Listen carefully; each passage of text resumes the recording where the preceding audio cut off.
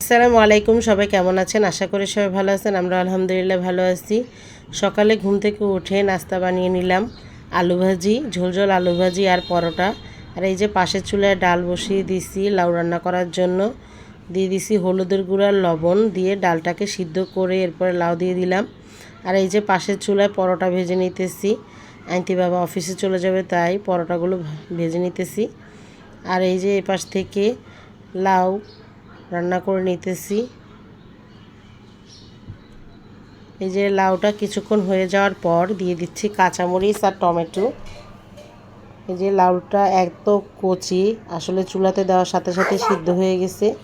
আর এই যে লাউটা সিদ্ধ হয়ে যাওয়ার পর এখানে পেঁয়াজ বেরেস্তা করে নিতেছি, লাউটা বাগার দিব তাই। এই যে লাউটা বাগার দিয়ে দিলাম, আর সাথে দিয়ে দেবো একদম সবুজ সবুজ কিছু ধনিয়া পাতা। একদম দেশি দেশি একটা ফ্লেভার আসবে। ধনিয়া পাতাটা দিলে আসলে লাউয়ের ফ্লেভারটাই অন্যরকম হয়, খেতে অনেক মজা লাগে। আর এই যে পাশ থেকে লাউ সুলকা ভাজি করে নিতেছি।